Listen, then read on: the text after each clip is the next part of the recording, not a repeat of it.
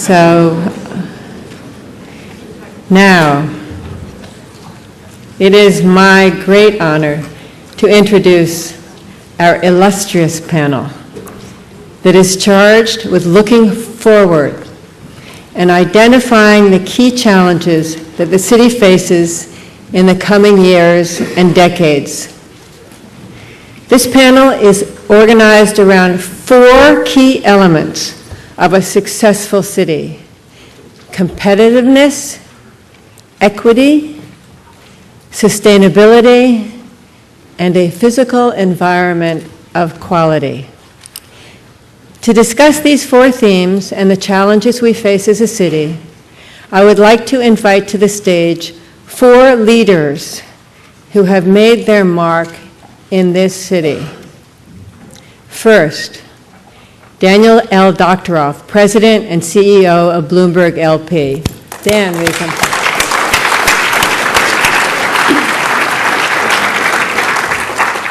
Roseanne Haggerty, founder of Common Ground and the President of Community Solutions.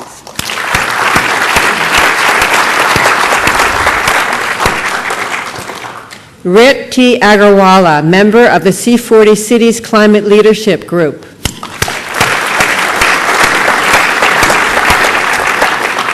Paul Goldberger, architecture critic at The New Yorker and Joseph Urban Chair in Design and Architecture at the New School.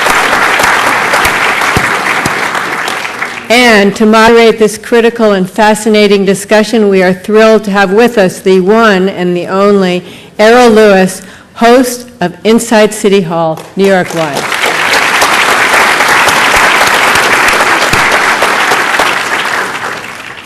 Dan, will you kick it off?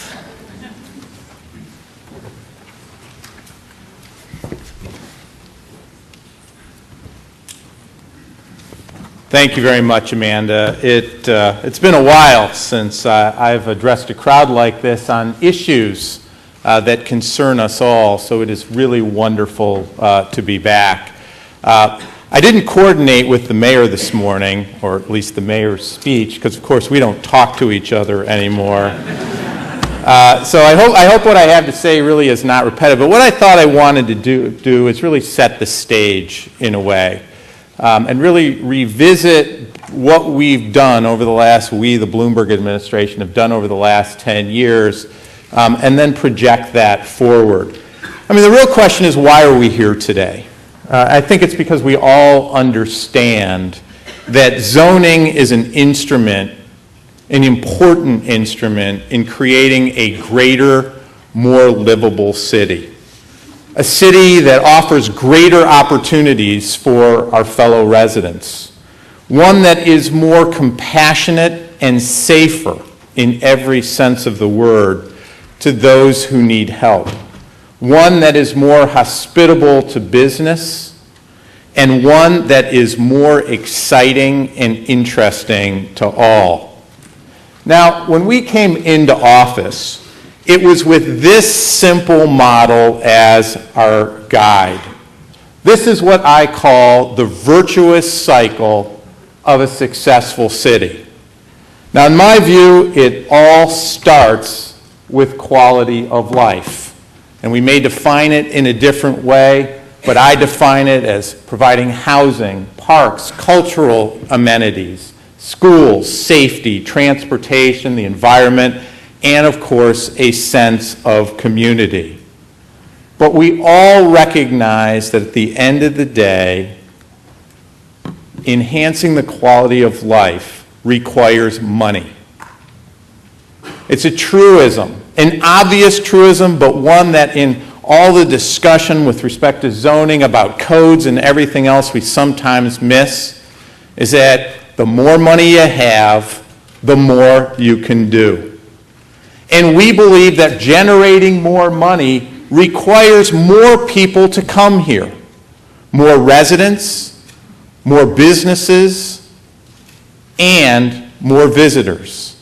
That fundamentally, when you have a significant infrastructure like we do, the marginal revenue of that average additional person is greater than the marginal cost. And so attracting more people generates more money. The more money we have, the more we can invest in the city, the more we enhance the quality of life, and that cycle just keeps whirring. It is the engine of success of a city. And we believe that our job was to prime this engine over and over and over again. Let me illustrate for a second. This is a pretty amazing statistic. Since 2002, tax revenues in this city have gone from $23.3 billion to $50.1 billion over the course of the last 10 years or so. We've more than doubled tax revenues. At the same time, we've been able to increase spending on education, parks, transportation, police, housing, cultural affairs, just to pick 6 key elements of quality of life as I've defined it. We've been able to increase spending on them over the same period by 54%. The number of people in this city has increased by almost 400,000 people. The number of jobs has increased. The number of visitors to this city has increased from 2002 levels of 35 million to what I'm sure will be in excess of 50 million this year. We've got to generate the revenues in order to enhance our quality of life. And I believe that model and getting that working is why, in fact, New York has also withstood the financial crisis better than the nation as a whole for the first time in recorded history following a financial crisis. So here in New York, we've pursued the model of the virtuous cycle by keeping 3 fundamental themes in mind. The first is we do live in a competitive city, and it is only growing more competitive. And if you don't think of yourself in a competition, you will make strategic decisions that are not right for the city of the future. Around the world, and if you travel like I do, you see this every day, cities are relentlessly copying New York. They are becoming more diverse. Their financial centers are growing. They're seeking to become centers of culture and commerce in a way New York has. And we have to fight the almost irresistible trend of seeing our market share go down. And we have to fight it every single day. If we don't think that we are in a competition, we are fooling ourselves. And that notion has guided the Bloomberg administration's actions over the last 10 years. A second theme that guided our strategy and we think created enormous opportunities despite the toll that it took is the decline in manufacturing jobs in the city. We had not faced up to the fact that the way we use our most precious physical resource, land, hadn't fundamentally changed in 50 years despite a huge change in employment. Look at those numbers. Manufacturing employment in New York City was down by 89% since 1970. That trend occurred in every single borough, and it occurred dramatically. In Brooklyn, there are 19,000 manufacturing jobs left. In Queens, 22,000.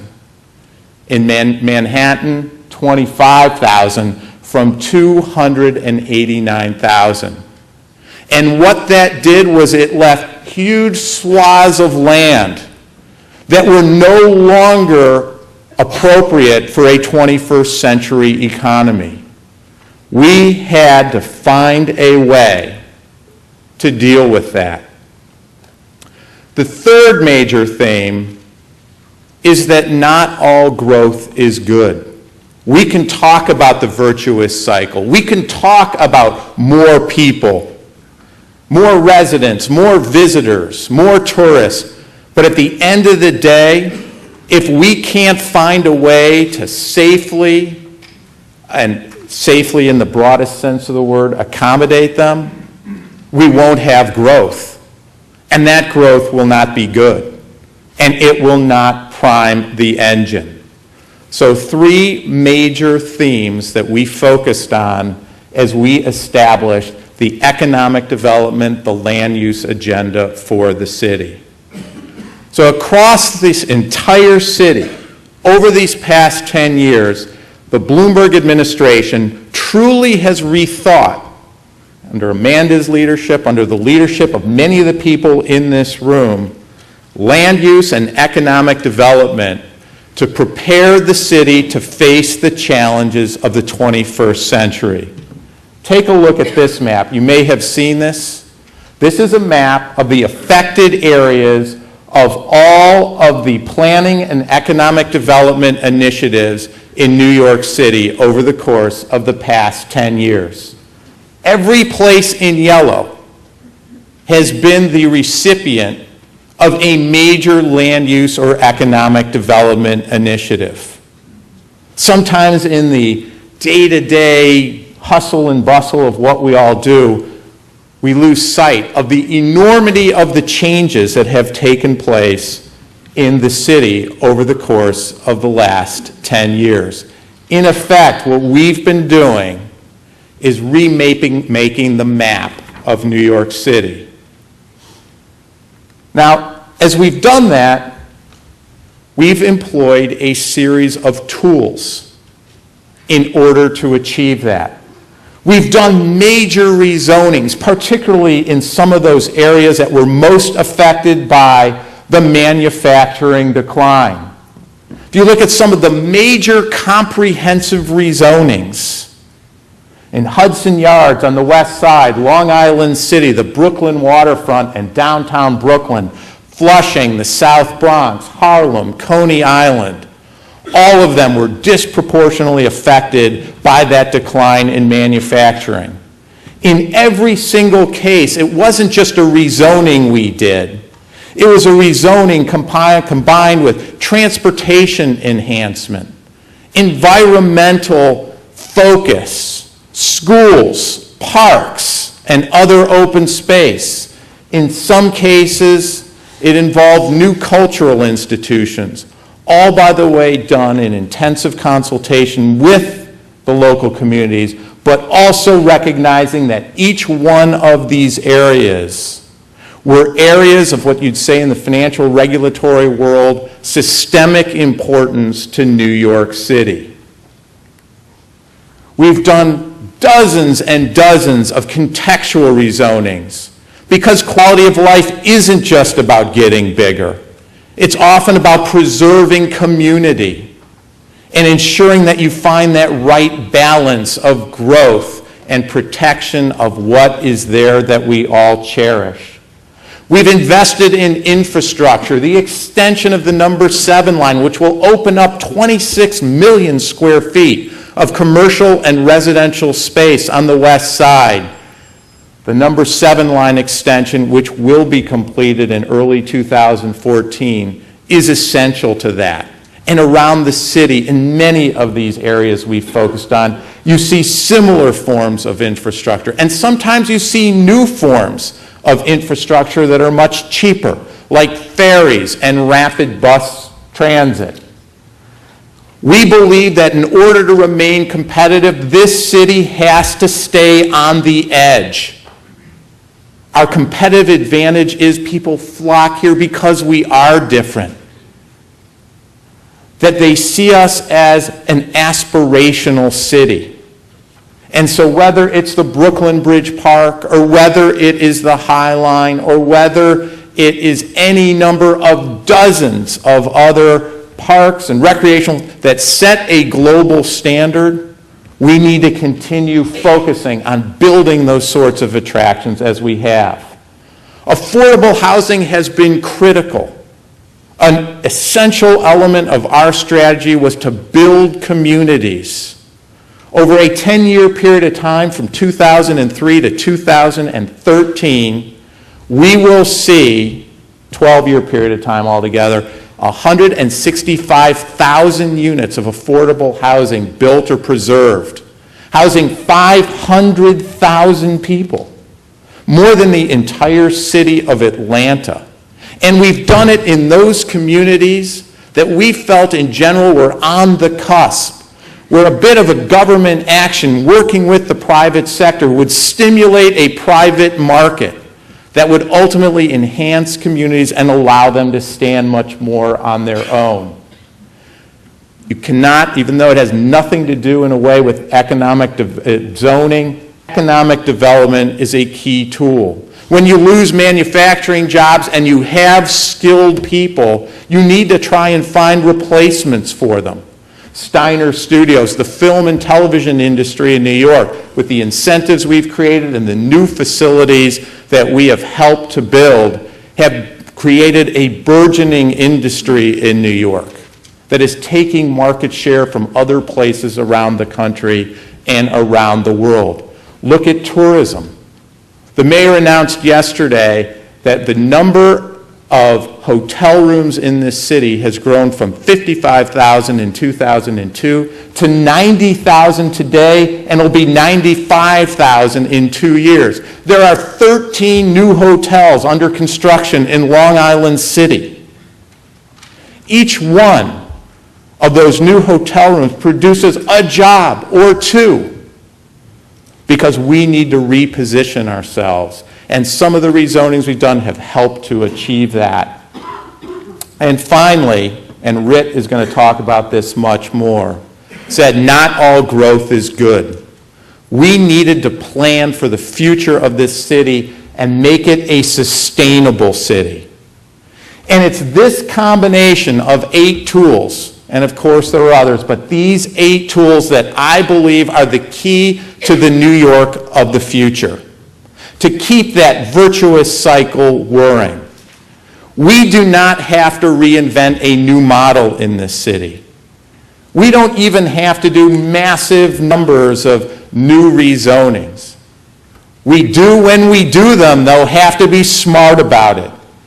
It is why, as we think about land use and we think about increasing the number of housing units, we need to ensure that they are transit-oriented development and rezonings. On this map, which is hard to see, what you can see is as we look to the future, as Amanda looks to the future, as the city looks to the future, as all of you look to the future, we basically shouldn't allow a housing unit to be built in an area that is more than a half mile from a subway or other mass transit. That's only one of the many elements of sustainable development that Rit will talk about that we need to do to ensure that we truly are that competitive city of the future and that virtuous cycle of a successful city continues to run. And finally, and then I will stop, we need to always be bold and imaginative. We need to think about how we take our competitive advantages, the fact that we are an intellectual center, the fact that we do have strengths in certain sectors that can be tended and molded, and think about how we encourage the kinds of growth that will stick here, that is native to us.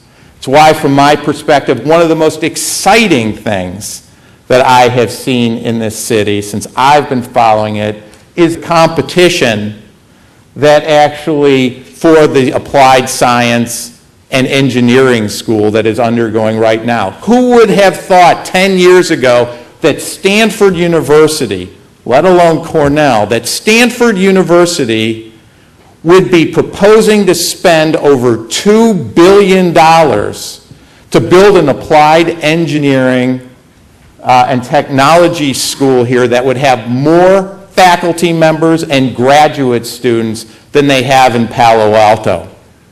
We as a city are on the cusp of an enormous boom, potentially, in technology, which can help us move into the 21st century. So we believe we've set the pattern for the future. And by the way, this is not meant to diss any of the other proposals by any stretch of the imagination. I hope we'll be able to find a way to do all of them, because clusters matter here in New York. But this is the kind of boldness that we require for the city of the future. But we don't have to rethink everything.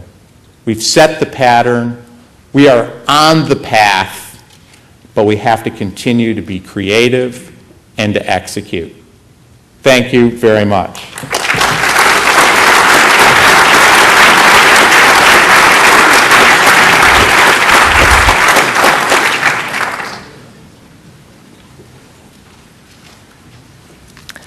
Thank you, Amanda, for the opportunity to be here today to address this important topic. And I think in placing Dan's remarks on the competitive city and mine on the equitable city back to back, there's a recognition that it's not an either-or choice about what kind of city we wish to be, but that we must be both, as well as an aesthetically pleasing city and a sustainable city. But to what end do we position New York as a competitive city and invest public resources in wealth creation? The only worthy answer is to create better lives for all who live here. What is an equitable city anyway, and how do we measure that? Well, it's easier to track where we're falling short. Over 1.6 million of our fellow New Yorkers live in poverty. Many are children, many are elderly or disabled, many are working hard in low-paid jobs, doing all the right things, but falling farther behind. Now, New York City, under Mayor Bloomberg, has been an engaged and creative leader in addressing poverty with initiatives such as the Center for Economic Opportunity, which has introduced evidence-based anti-poverty programs in several areas, including place-based jobs programs and public housing and early childhood supports. And there's the recently announced Young Men's Initiative that will target job placement, mentoring, and other supports to reduce the persistent disparities between young men of color who now face the bleakest life prospects of any group of New Yorkers and their peers. Yet despite these innovations, the gap between the lives led by the most privileged New Yorkers and the residents of New York's poorest neighborhoods is widening. Strong evidence from multiple studies, many from a public health perspective, point to widening income inequality as the principal and increasingly destructive force undermining the city's social fabric. On every scale, whether employment, housing, health, education, safety, the quality of city services, we seem now to tolerate having winners and losers in place of a social contract that recognizes the moral claims we have on one another as fellow citizens. There are many reasons that creating a more equitable city should be our common purpose as citizens, but let me highlight 3 urgent ones. First, we're making bad choices that hurt poor New Yorkers and all New York taxpayers. Second, we can't afford to leave over 1.6 million New Yorkers behind in a competitive global economy. And most of all, it's the right thing to do. Now here's an illustration of the bad choices we're making.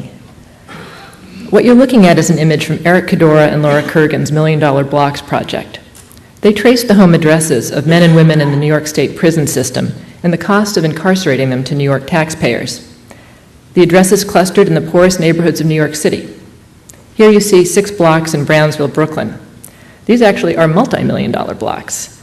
Quite apart from any discussion on crime and punishment, and let me note that Brownsville remains one of the city's most dangerous communities. The economics beg the question, can't we do better? If we're prepared to spend this many millions of dollars, each one of those figures represents an incarcerated person from this neighborhood and what it's costing annually. If we can spend this much responding to the social distress of this and other poor neighborhoods, wouldn't it make more sense to invest in measures that strengthen, not separate families, and increase rather than derail these residents' ability to participate in the economy. And here's an observation, compliments of HSBC, that suggests that it may not be a very competitive strategy to leave over 1.6 million New Yorkers in poverty, including many of working age, who've not been educated or trained to participate in New York City's economy.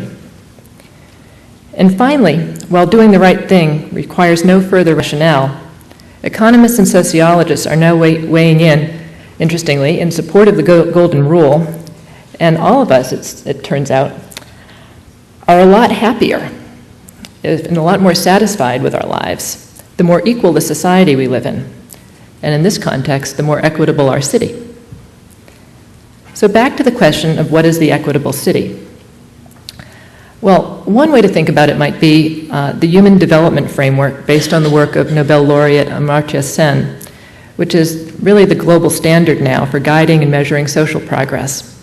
It identifies a capabilities and freedoms framework that societies should assist all citizens in realizing certain freedoms and capabilities, such as the ability and freedom to live to an old age, engage in economic transactions, and participate in political associations, the ability and freedom to transform decisions to valuable action, the ability and freedom to access resources, the ability and freedom to make choices.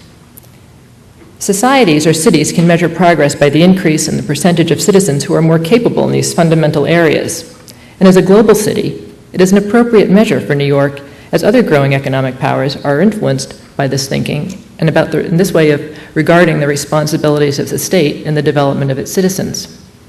A case in point is India's massive effort now underway involving a staggering level of investment to raise the level of college attendance from 15 to 30% of their population by 2020, which in India means increasing the capabilities of an additional 100 million people.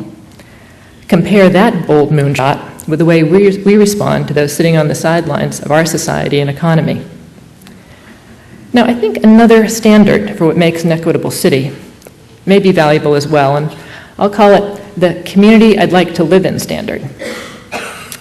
And I thought about the town I grew up in Connecticut and the features that shaped me and provided opportunities and, above all, made me optimistic for the future and eager to improve myself and contribute to the world around me. The community was safe. Everyone I knew had a home that met their needs. Jobs were available. Public schools were good. There were well-tended parks and a great library with nice librarians. We knew our neighbors' names. And this isn't just 1970s nostalgia. All of this is true today of the neighborhood I live in Lower Manhattan as well. Yet this is not true of the neighborhood I work in, Brownsville, Brooklyn. It's not true in the neighborhoods of our city where the worst social outcomes are clustered and where many of the 1.6 million New Yorkers in poverty are living. And it doesn't have to be this way. We don't have to have the capacity to build a Madison Square Park while we leave Betsy Head Park in Brownsville looking like that. Getting the public infrastructure working in these neighborhoods is an entirely achievable goal and would represent a dramatic move toward a more equitable city. These neighborhoods contain significant numbers of public housing developments, which are really these communities' most significant assets. Some 50 years ago, Jane Jacobs identified the projects and the need to reintegrate them into their surrounding context as a principal challenge of our cities, and we actually haven't picked up on her blueprint. But investing in improving the physical infrastructure of the city's public housing and in the social infrastructure surrounding public housing opportunities may be our single biggest opportunity for closing the equity gap in our poorest communities and therefore in our city. These are also the communities and citizens that need more housing choices, better skill training and jobs, strong schools, attractive and well-managed parks, and active libraries with librarians who know the neighborhood children by name. Now, too often, investing in poor neighborhoods has meant displacement for poor residents. So a new investment framework is needed that is focused on residents as well as their environments. The point is to make more New Yorkers capable of greater participation in the economy and to begin to close the income gap by getting more players on the field. Even in tough budget times, investing in these communities and their residents makes sense. Given what is spent incarcerating, sheltering, hospitalizing, and otherwise attempting to manage the social distress of citizens who've been left behind, requires a serious, coordinated, and sustained investment in these neighborhoods. It's not easy, but it's not what we've tried. In public housing and in the current residents of public housing, investing in them is an investment in a more competitive city. Now, these are not novel ideas, but ones that New York could adopt and execute with unparalleled imagination. The organization CEOs for Cities, for instance, developed a city dividend project to calculate the benefit to the nation's 51 largest metro areas of making modest performance improvement in college graduation rates and numbers of households living in poverty. They calculated that a 1% improvement in each area would produce collective new wealth of over $137 billion annually. New York's share would be very large. Other cities have profoundly improved their prosperity, reduced crime, and transformed their image and international standing by investing boldly in their poorest communities. In Medellin, Colombia, for example, investments in high-quality, beautifully designed public plazas, libraries, and other public buildings in the center of what had been its worst slums have brought the city out of the shadow of its past as a violent center of drug trade to become an admired leader in effective governance and transformative urban design. Other cities are also discovering the power of investing in planning strikingly designed public facilities in their most impoverished communities. And some of those examples are being featured now in a photography exhibit called Design with the Other 90%, which is now on display at the UN. Now, a particular area where New York has lagged, yet could still lead and become more equitable, is in its range of housing options. Housing is so much more than an asset.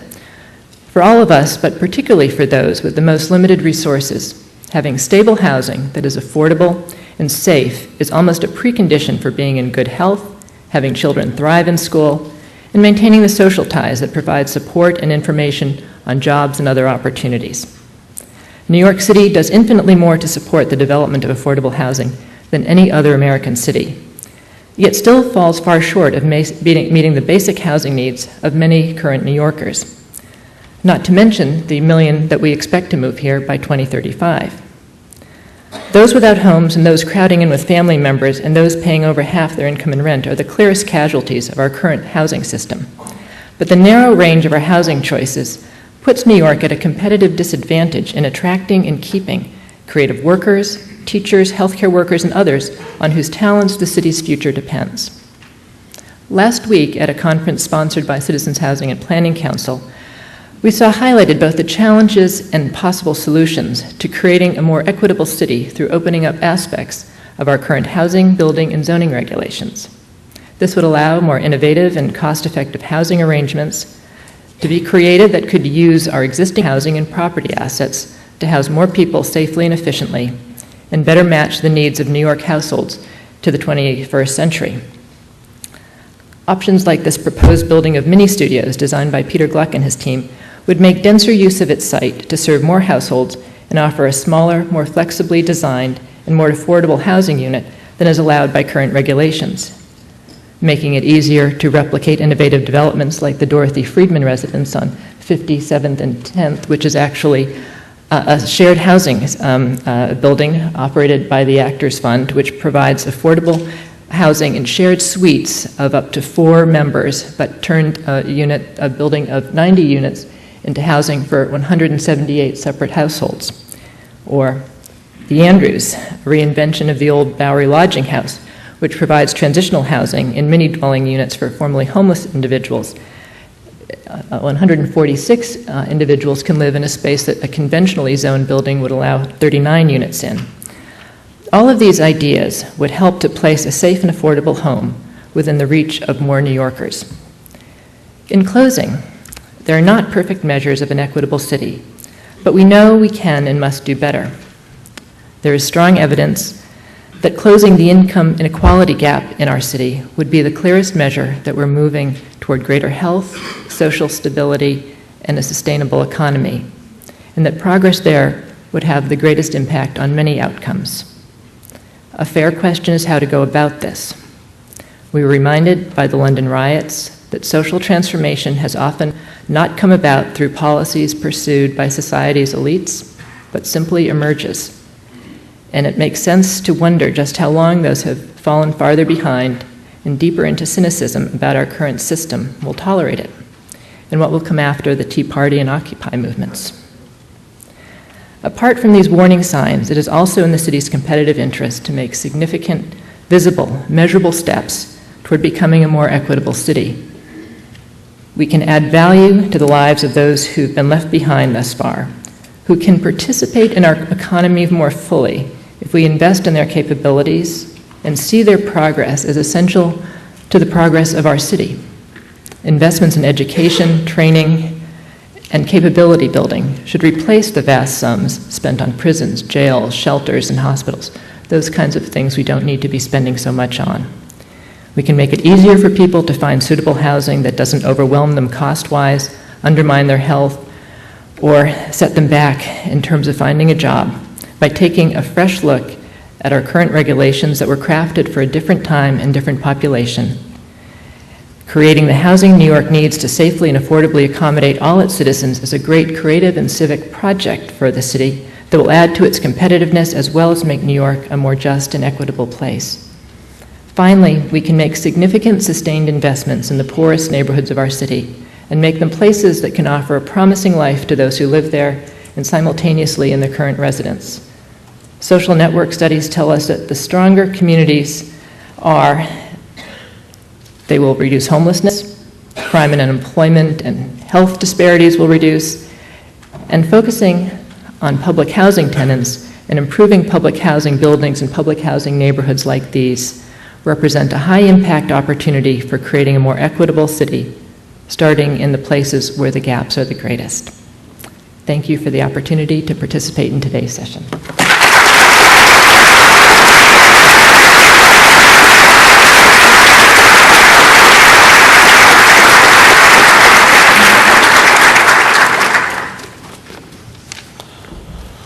Good morning.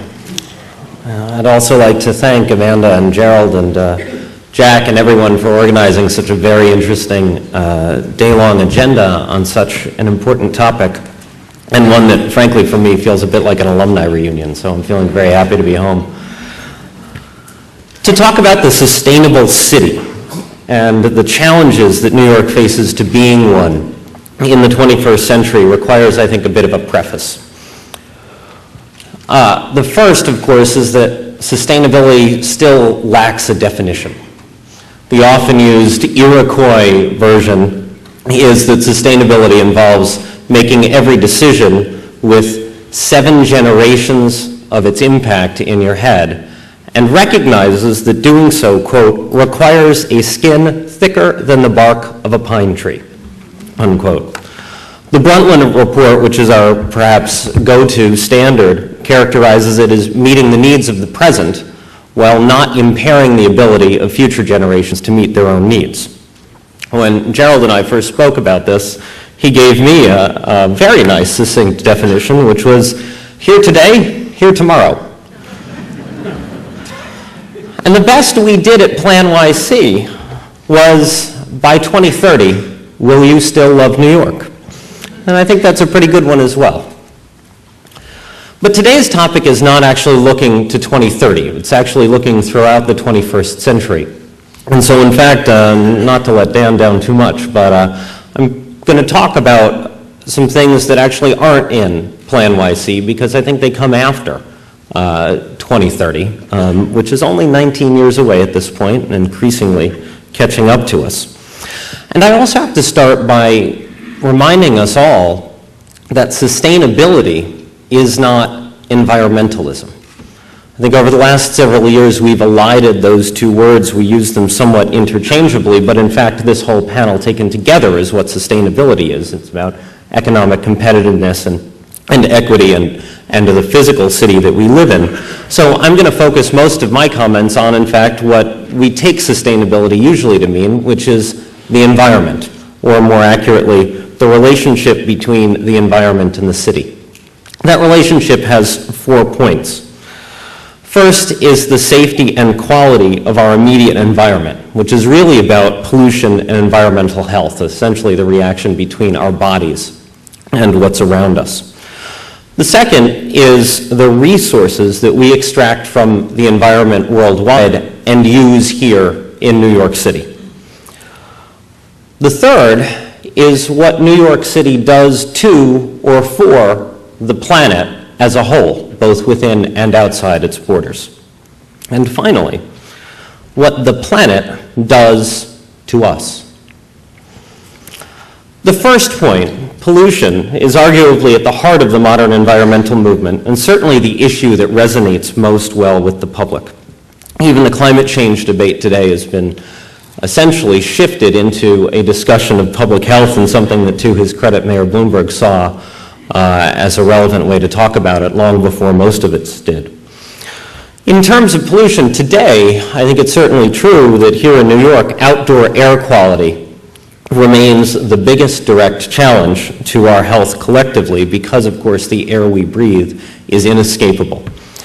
And we know that air pollution essentially comes from three sources: road traffic, heating oil, and electricity generation, especially from coal-fired power plants in other parts of the United States where we get their exhaust. That said, our air quality has been improving dramatically over the last 40 years and continues to do so. In fact, if the current efforts, both at the city and the federal levels, take place on improved automobile fuel economy, on cleaner diesel trucks, on cleaner heating oil, on reduced cross-state air pollution, and yes, of course, on hybrid taxis, please, we will have tackled most of the key sources of outdoor air pollution.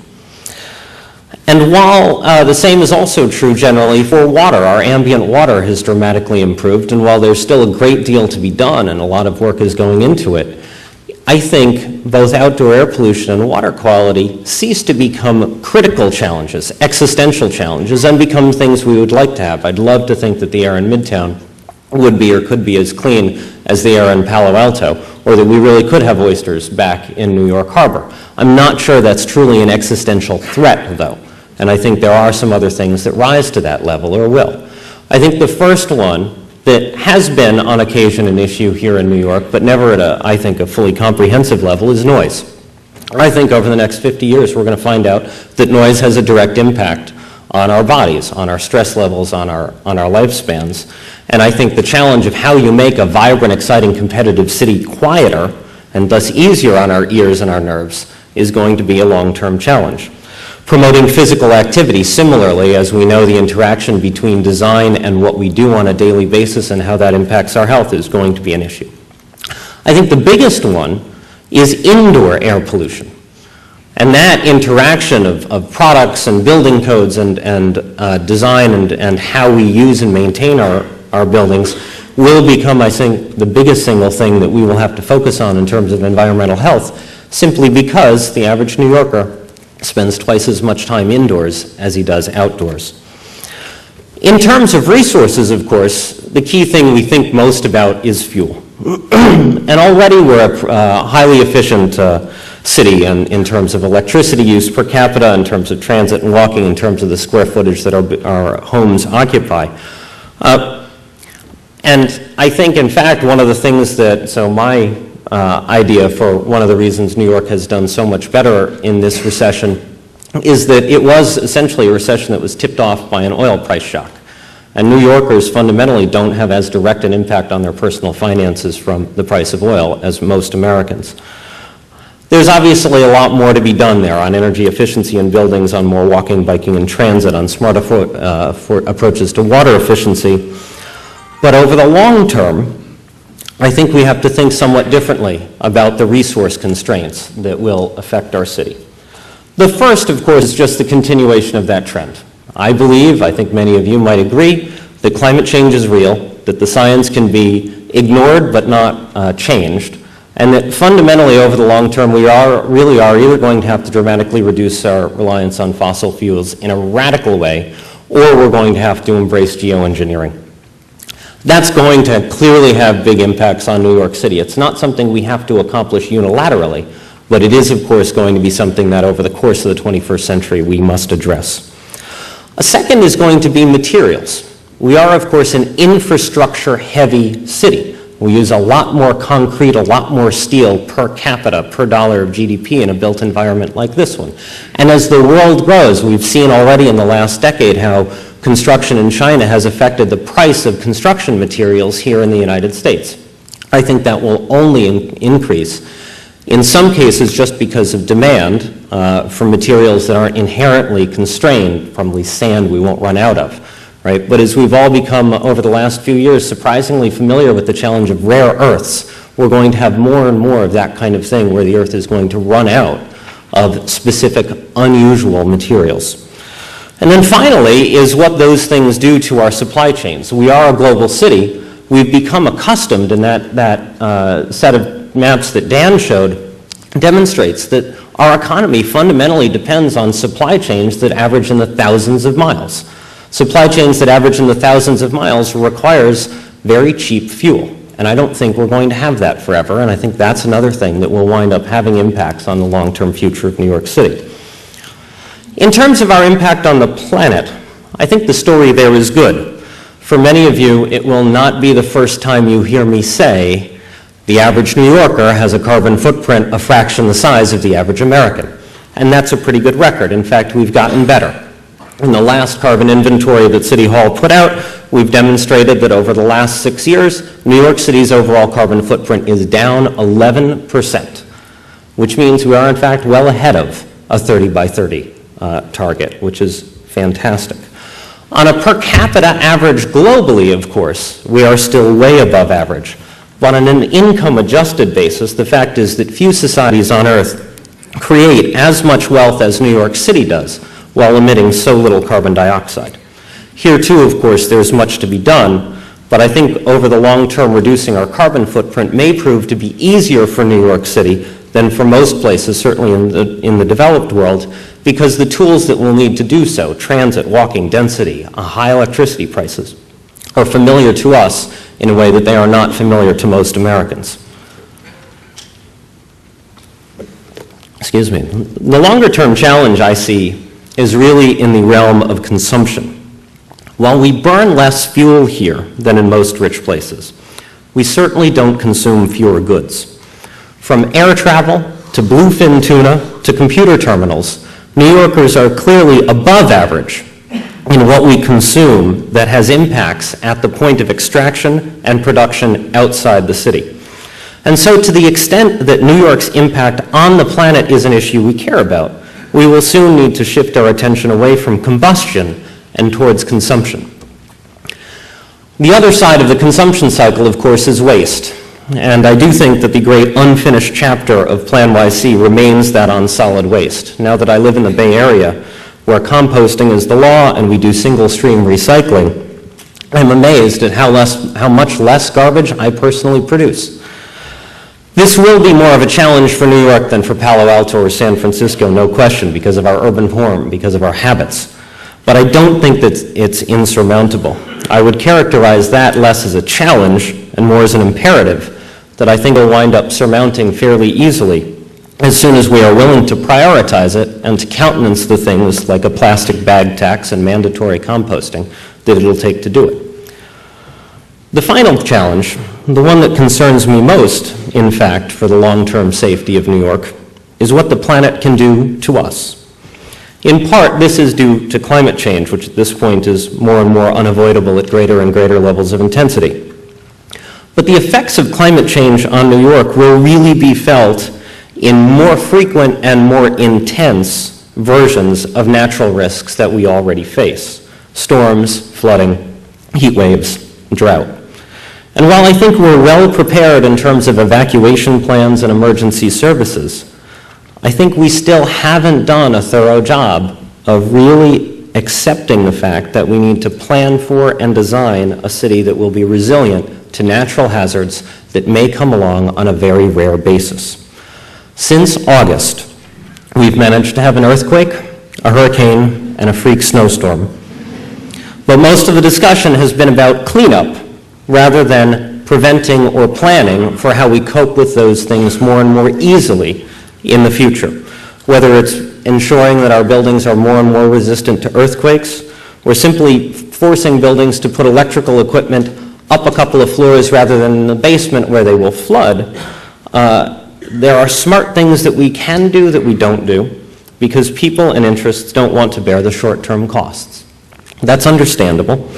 Because as humans, we tend towards an overly high discount rate on future risks, and we tend to ignore things that are truly the black swan events that we've all become familiar with. But the greatest unsustainable legacy that we could leave for future generations is a city that will inevitably wind up getting severely damaged by natural forces that we know will catch up with us someday. And this, of course, is a natural segue to Peter's topic of the physical city. Because most of the answers to these problems are, in fact, in our built environment, in our buildings, in our infrastructure, and importantly, in how we use that infrastructure. Whether it's building the 2nd Avenue subway, reducing ambient noise, banning dangerous chemicals in building materials, or changing how we construct buildings in flood zones, the need we have is to ensure that we can make changes to our physical city that take into account risk, long-term price changes, and other far-sighted factors. It's also ensuring that we don't overdo any of those things, because each of those things has a rational point beyond which too much is, in fact, too much. And that is what gets me worried.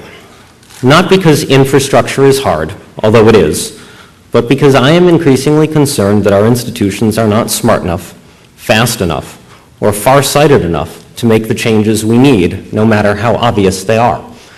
If I had more time, I'd tell you about this idea we had to price cars driving into Manhattan.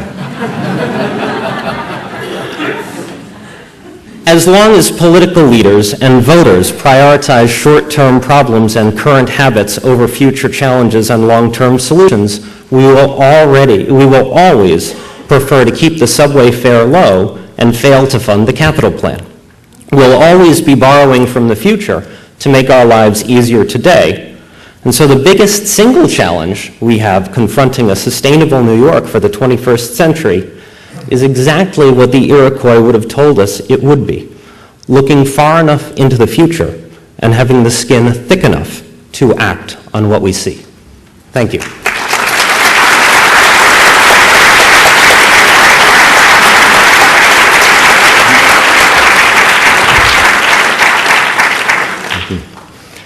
I think by this point in this program, it should be quite clear that economic development, equity, and sustainability can't be considered apart from each other, and that the issue of the physical city cannot be considered apart from any of them. Then again, if there could have been any doubt, I suppose the news this morning about Occupy Wall Street would put it to rest. We have been seeing and living with a significant protest about the lack of economic equity conducted in public space in the physical city. Well, in privately owned public space, which I think is, if nothing else, clarified the meaning of this particular distinction in the public mind as never before. And with sustainability and economic opportunity as part of the agenda. So whatever else can be said about the significance of Occupy Wall Street, it was an event that underscored the currency, not to say the urgency, of many of these issues, and reminded us that they are not just the province of data-driven planning studies, but are issues with profound social implications. And even without Occupy Wall Street, it's been clear that you cannot consider the physical city apart from the values it represents. It's impossible, say, to discuss a subject like housing without thinking of it in terms of equity, sustainability, and economic development, as well as its physical form. But if we try, for the purposes of the next few minutes, to separate out the physical city, I think we can say that there are 5 key challenges as we move forward. Every one of them connects to an area in which there has been progress, in some cases great progress, in the last decade. So much of the challenge of the 21st century will be in finding a way to assure that momentum is maintained under what, as we all know, are less than ideal economic conditions. Let me first say what I think the challenge is not.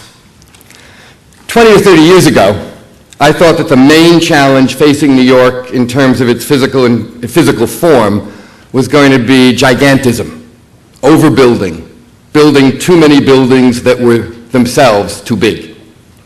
In fact, I remember writing a cover story for the New York Times Magazine back in the early 1980s called "The Limits of Urban Growth," that said we were threatening our future by building too much at too large a scale. Now, I don't mean to forgive everything that's been built since then, a huge amount of which has been awful, but I don't really think that was the issue, or at least I would no longer put the issue in those terms.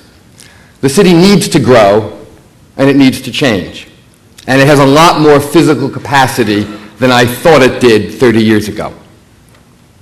Today, I would put the challenge much differently. It's not in holding back growth, and it's not in avoiding large buildings. It's in figuring out how to build ambitiously in a way that maintains what we value as New York's essential qualities: street life, neighborhoods, social and economic diversity, and public space. New York grew large and powerful as a 19th century city. And it grew still larger and still more powerful as a 20th century city built on the physical framework of a 19th century one. That's not an incidental fact. Far from constraining us, the presence of our old framework allowed us to be denser, tighter, and I think in every way more potent as a city than a city mainly built on a 20th century template, like Houston, or Los Angeles, or Dubai, or Doha, or, more tragically, Shanghai and Beijing, which had great traditional frameworks and largely obliterated them. We have held on to ours, and by framework or template, I mean much more than the Manhattan grid, although that's a key part of it. I also mean the fact of our neighborhoods, of the web of transit that links them, and of the notion of Manhattan as a kind of permanent center which has permitted it to grow and evolve in a way that, say, the centers of London and Paris have not. We didn't need to build a Canary Wharf or a La Défense because our center has always been able to grow and change. Assuring that the center that both Midtown and Lower Manhattan represent continues to evolve while not losing the qualities we value: their intense street life, their lively skylines, their architectural diversity.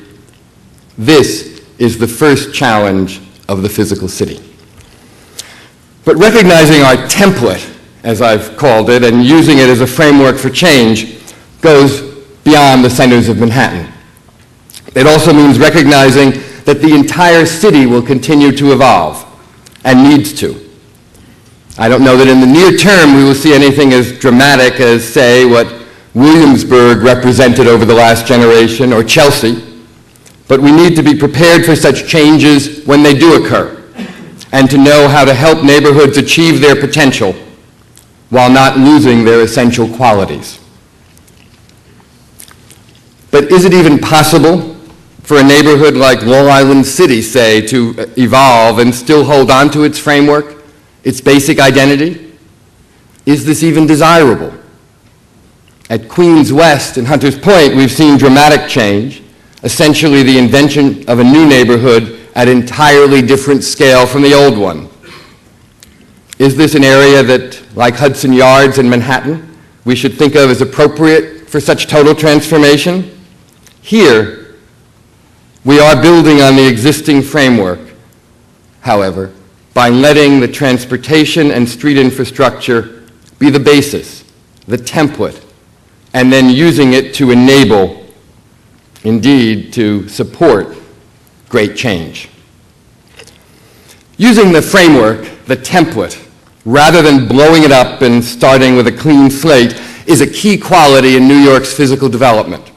In fact, maybe it's really the defining element, the idea that we don't begin with a blank canvas, ever, and that the notion of the blank canvas is inconsistent with the idea of New York.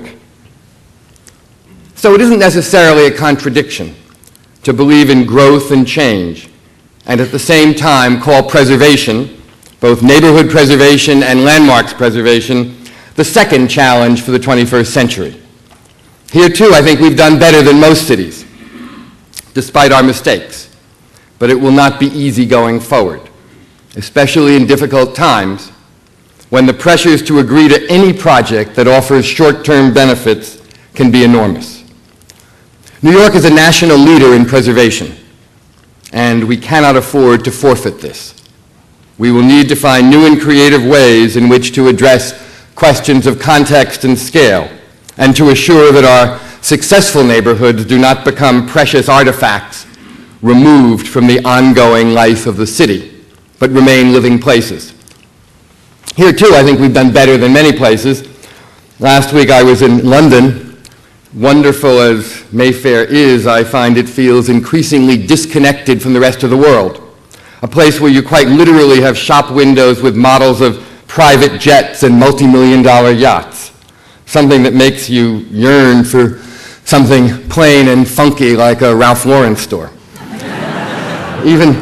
Even the most expensive blocks of Madison Avenue or Greenwich Village aren't, thankfully, that precious. And we can't afford to lose the balance that they represent. In many other neighborhoods, the issues are different, but the challenge remains the same: to support and nurture fundamental qualities while addressing growth and change, whether it be minor or, in some cases, deep and profound change. A third challenge for the 21st century is in maintaining the public realm, in an age in which the pressures against the public realm seem always to mount. Here, I think we have an excellent record over the last decade, when New York finally began to reverse the decline of the public realm with numerous new models of public space. The High Line, Brooklyn Bridge Park, Hudson River Park, and the future park at Governor's Island collectively create a legacy that I think we can call truly extraordinary, especially after generations of relative indifference, even hostility, to public space. And we've paid attention to numerous smaller public spaces all over the city that don't represent new models, but are nonetheless important.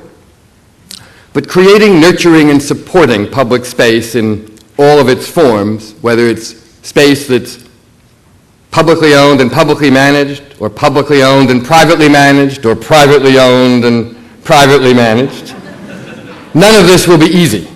And continuing to make the public realm a priority is absolutely essential if the physical form of New York is to retain the allure that it has for all of us. And it should go without saying that continuing to open up the waterfront, which we've done effectively over the last generation, is a key part of the challenge of the public realm. And then we also need to remember that in New York, the public realm means not only the great places like Central Park and the High Line, not only plazas and squares and waterfront esplanades, but also the streets themselves. We will have failed to meet the challenge of the public realm if we lose the sense that the street is the most important part of the public realm of all. The fourth challenge of the physical city is one that, as I said earlier, cuts across all these areas: housing. We've been doing heroically compared to many cities, both in rehabilitation and new construction, and our inclusionary housing program is a powerful reminder of the potential of zoning to bring about social benefits. But the need continues to be enormous, and we're doing far less than we might in terms of new models for housing that reflect demographic, social, and professional changes and accommodate to different kinds of families and different kinds of living and working arrangements. It's still troubling that many of our very best models for affordable housing are several generations old, and that we haven't done much to surpass the legacy of Harlem River houses and Williamsburg houses as models for affordable housing that is generous, gracious, and dignified. There's no question that another challenge of the physical city is one we share with every city in the United States: infrastructure. We're doing more than many places, what with the 2nd Avenue subway, the number 7 line extension, the 3rd water tunnel, and so forth, but we need to be doing much more. I know this is not in the control of planners, since in New York the issue is less one of a disinclination to invest in infrastructure than it is a pure matter of economics. But zoning is planning for the future, and infrastructure is investment in the future. And if we do all of the former, it will mean little if we cannot do more of the latter. If prior generations had had the same attitude about investing in the future that this country does today, we would be in a sorry state. In fact, we would be in a catastrophic state. Every day, every one of us in this room profits from the fact that prior generations thought differently and built things not for themselves, but for us. Again, New York is better than most of the country, but we are still not building the infrastructure we need for the future, and our children and grandchildren will pay dearly for it.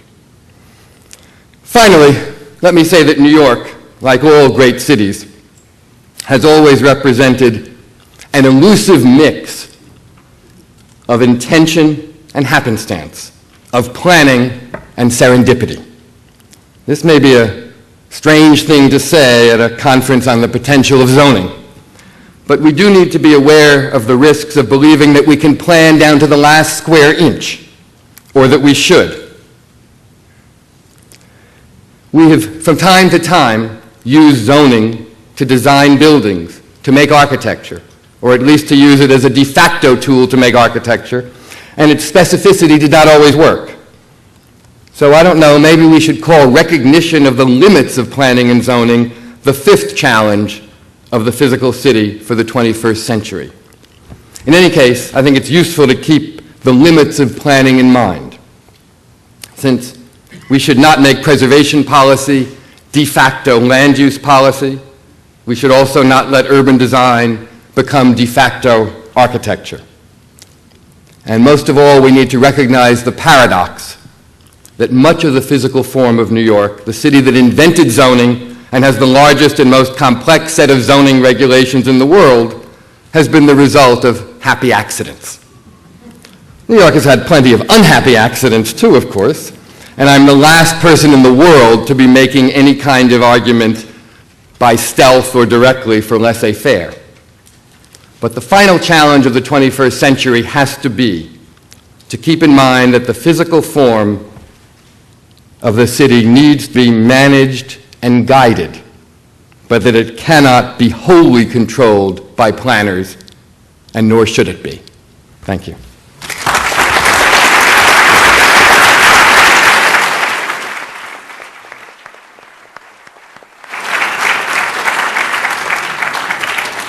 Thank you very much, Paul, and to all of you. A wonderful, wonderful discussion. We have time for some discussion, and then we'll invite the audience to join us in that discussion before we break for lunch. I want to ask each of the panelists to say very briefly if, as we go into the 2013 election season and a new administration is going to take shape, what would be the one policy you would like to leave on their desk? What would, if there was one thing you could get them to do that you felt fairly confident they would actually undertake, what would it be? And I'll actually start with, I'll ask in no particular order, but we will start with Dan.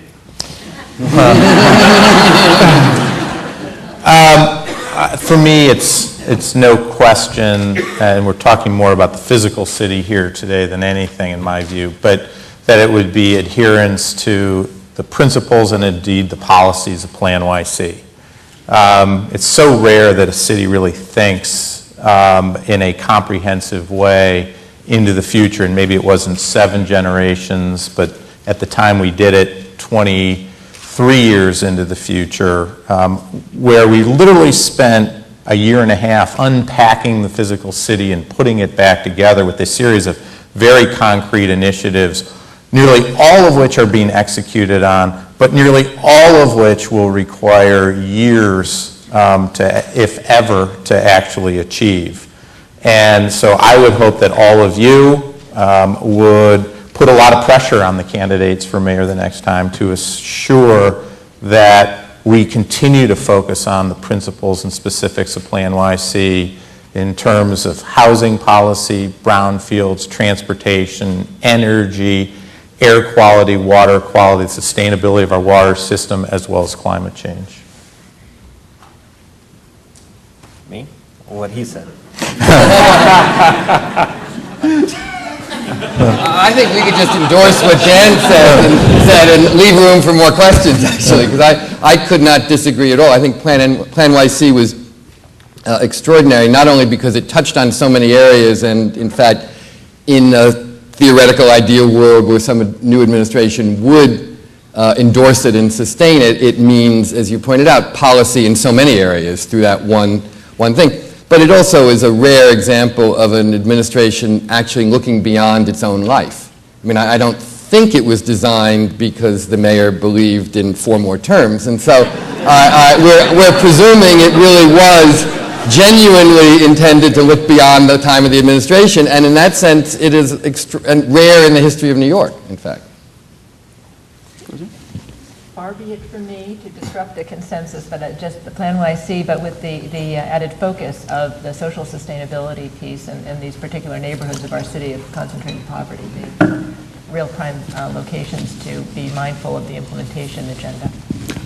In fact, let me ask you a question about those $1 million blocks that you put up. You and I have been at conferences where we've talked about that at length. I'm not sure how many people have really delved into it, but what you were basically saying is that in certain neighborhoods where there are a lot of people who have been incarcerated, we, the public, are spending lots and lots of money per person. That money is often spent upstate or in some other kind of non-productive fashion. Is that sort of a basis that you think should be imported into the heart of planning for the city in the future? I think the basic notion, and it's very consistent with Plan YC, is just what are... Your mic, please. I thought it was. I think it goes to the heart of the principles of Plan YC that we should look at how we can make most productive use of all of our assets and sustain them. The fact that we have communities where so many members are overusing in unproductive ways emergency systems, the prison and criminal justice system, there are much smarter investments, and we can look abroad, look to other cities in the United States to see where reinvestment strategies that actually give people capabilities and skills reduce cost in these other systems. And so it's really not at all inconsistent with the notion of how we sustain ourselves and invest wisely. And Dan, is it incompatible with your virtuous cycle to do some of what Roseanne is talking about, where, in particular, you talked about better quality of life leads to more people, bigger revenue base, and you can sort of reinvest all over again. She seemed to be suggesting that instead of drawing new people, you could sort of lift up some of the folk who are already here, and that might be as valuable as a new person? I don't think it's inconsistent at all. I will tell you, I think I don't want to put too fine an economic point on it, but you're always looking on some level at kind of that additional revenue from the new person relative to the additional cost. I think that equation, given the complexity of dealing with the issues, doesn't work quite as well. So I would actually turn it around a little bit and say, to me, the virtuous cycle in part is all about generating the revenues to be able to make the kinds of investments that we need to in these communities, which I do think then does have a very positive return, if you put it that way. I don't think they're inconsistent at all, but it's just maybe I come at it from a slightly different perspective.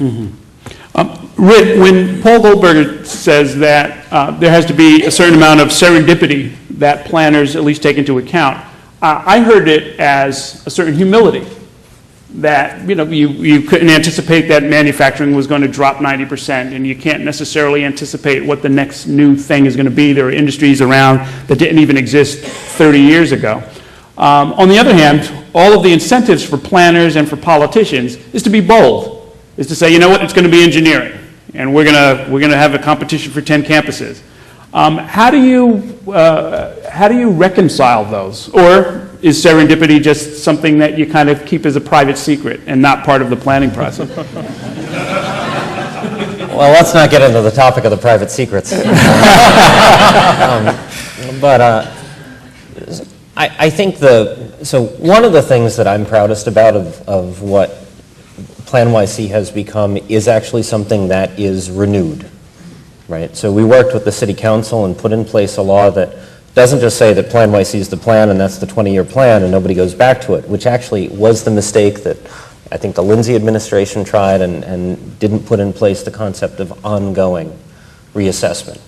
The idea that the law now requires every mayor, Bloomberg or not Bloomberg, right, in the second year of his or her term to come up with a 20-year vision for the city is the kind of thing that is the process that helps identify the changes that, yeah, we couldn't know. You know, I may be totally wrong about everything I said, right? If we had gone back 100 years, you know, who would have thought that middle-class people wouldn't naturally have household staff, right? Which in 1916 was standard. I mean, there are things that we live with today that we can't imagine being without.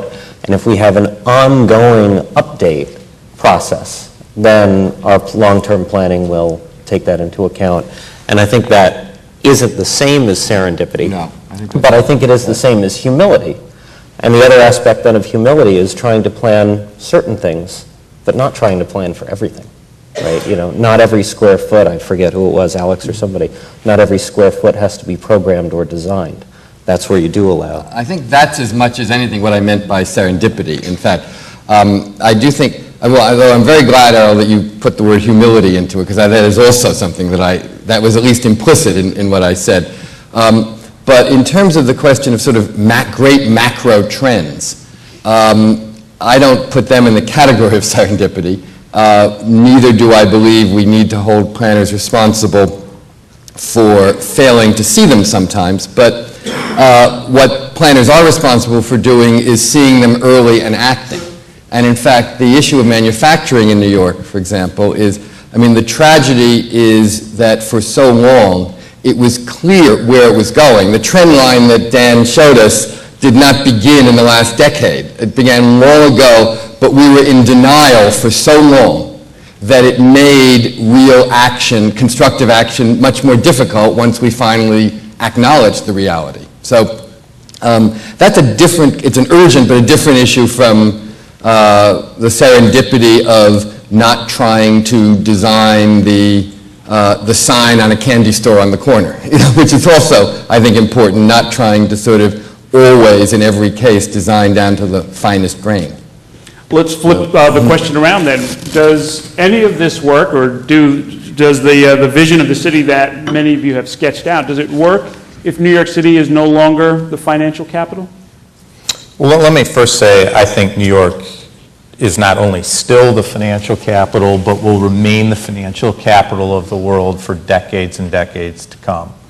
And I will give you some interesting statistics. You may remember that when I was deputy mayor, there was this whole big thing about London overtaking New York as the financial capital. And in fact, we created a whole plan to ensure that New York remained the financial capital. So it would have been very nice to have access to the data about Bloomberg and the number of customers we have as a proxy for high-end financial services activity. But because we kept that very strict Chinese wall, I never had access to it. When I came to Bloomberg, I said, well, how many Bloomberg terminals do we have in New York versus London? And how do we compare that with the other major financial centers in the world? And I got the numbers. I went back to like 2004, a couple interesting observations. One is that New York always was the leader. The other is, and that second is it fundamentally hadn't changed at all. And even if you look over the last 8 or 9 years and you look at the number of customers we have in New York relative to other financial centers, particularly the emerging ones, the increase in New York over the last 8 or 10 years is greater than Dubai, Shanghai, Hong Kong, Singapore put together. Yes, we are losing market share. We are going to lose market share as the world globalizes, but that doesn't mean we can't still remain the center. And I believe that is a fundamental premise upon which we ought to build a strategy. But it also means we need to make sure that we retain that status, and that is very fundamental, I think, to what we need to be as a city. So I don't even get to the question of thinking about what happens if we don't, because one of our top priorities is ensure that we do. Let's open this up to the audience. We're recording, folks. You have to speak into a microphone, and there are 2 microphone holders there. We have a question here.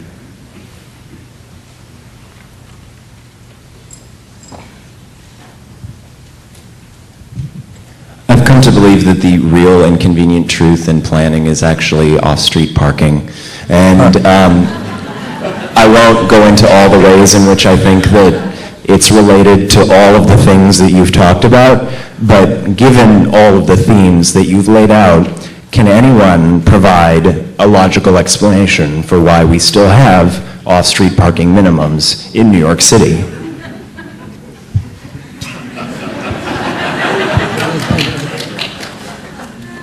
No.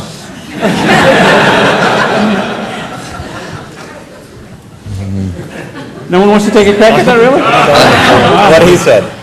Right. I mean, look, the reality is we have been over the last, particularly since Plan YC, been carving back on parking in general, let alone off-street parking in New York. We have to go through a transition, but if you look at so much of what Jeanette Sadekhan is doing, many of the rezoning efforts in terms of off-street parking, it's all been to carve it back and back and back, and it's a process, but we are in the middle of that process. Actually, let me also, I think this goes to the humility, right, of planning. It does, because the idea that in a blanket way, by denying the whole population certain things, you actually will force their behavior to change, I think takes planning to a level that it actually does not work. Right? Planning, I think, can mold. I'm not convinced that planning can stop or force a total change. And so, I actually think what has been going on in the last several years at the Department of City Planning in terms of thinking smartly about what the natural trends are and ensuring, again, that we update the current rules to reflect changes in how people are living in certain neighborhoods and getting around in certain neighborhoods. That makes sense to me. But I think to think about it as a panacea, I actually think is reductive and wrong. Where's our mic holder? This gentleman here? Thanks. Can you respond to a few points? One, I deal a lot with the boroughs, and there's a whole mass of housing available in basements and cellars. And the city is very puritanical about that. Yes, some cellars should not be inhabited, but there are an awful lot of them that are available to people who don't have a lot of money, and they would help the economics of the communities, and they would help the economics of the landlords. That's number one. Number two, it's very hard to believe. I deal with Brooklyn, looking at all the manufacturing buildings in East New York. It's really hard to believe that there's not some retrofit of a manufacturing nature that can't work.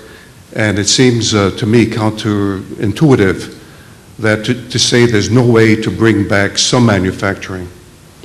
To throw away the past for some potential future doesn't seem to make sense. It makes more sense to build on the past and add to it. And I'm having a Perry moment. I had a third item. That's plenty, sir. Those are two very... Thank you for that question, Rick Perry. No, I'll take the one about manufacturing because it's something that we really focused on a lot. The reality is that due to cost, due to transportation, the manufacturing that we have here is really manufacturing that really does take advantage of the local market. Whether it's because it serves the local market or it depends on a particular skill in this local market that is unique, that's what we're going to have, that's what we're left with. That said, that doesn't mean we can't promote manufacturing here. We created in, I think, 2006 or so, 15 industrial business zones where we created incentives for them. We gave them guarantees that they wouldn't be rezoned. We said those are the manufacturing areas of the future. And there are some cases where we're being phenomenally successful in building up manufacturing. If you look at what's happened over the last 7 years, 6 years at the Brooklyn Navy Yard, They've added about 3,000 jobs. They've done it in green technology. They've enhanced, other industries that have thrived there, like the Steiner Studios. You're starting to see that happen now at the Brooklyn Army Terminal, where we actually now have biotech starting to go into the Brooklyn Army Terminal. But you just got to be realistic about what you can and can't do in New York City. And that was the analysis we went through. We don't have a single manufacturer in this company that probably employs more than 400 people in the city. And that's not going to change. So the thing that Paul mentioned is you can't hold on to romantic notions that fundamentally deny economic realities. And once we begin to realize that, we can target our resources more effectively to what we're actually good at and where we can compete. But I think, Dan, you're right. I think it's also important to remember that even in the days when manufacturing boomed here, New York was never the home of any vast manufacturing industry. It was never Detroit. It was never Pittsburgh. Most of the manufacturing was divided among smaller businesses anyway, and it tended to be almost more of an incubator. And we're still a very good incubator. We're a very powerful incubator in other realms. And in fact, you might argue that sort of technology and Silicon Alley and so forth is the manufacturing of today, or at least its equivalent in the economy. And so, in fact, we still do have a strong position in the equivalency of what manufacturing represented, even though obviously it's very different sort and type and numbers. Yeah, I'm not sure I would describe it as equivalent high-tech Maybe that's manufacturing, because the strong, people who can but yeah. take those jobs are very different, and we have to provide economic opportunity for a wide range of people. It's why I said before, film and TV production was such a bonanza and such a no-brainer for us in New York, because you're taking those people who've been carpenters, in some cases electricians, and you're repurposing them for something we actually can truly compete on. So yes, we are shifting the base. We've replaced every single one of those lost manufacturing jobs over the course of the last 40 years. Every single one has been replaced by something else, and we have to continue to do that, but unless you're realistic about what you're good at and what you're not, you will fail. I want to look at the gentleman's point about the cellars and the illegal occupancy. It's a huge issue throughout the outer boroughs, and we would be facing a much broader homeless crisis in the city if all of those units were suddenly lost to their illegal purpose. I think it's a vital conversation how we safely adapt and legalize these informal arrangements. So many New Yorkers depend on them, and yet we've seen in the last year several fatal fires, and there's a fine balance, and this is where zoning really has a very critical role to play in helping to solve this problem. It's a complex problem, but it's the right question to ask: how do we create safer environments without losing them? We are out of time. Please join me in thanking Roseanne Haggerty and Dr. Agarwala and Paul Goldberger.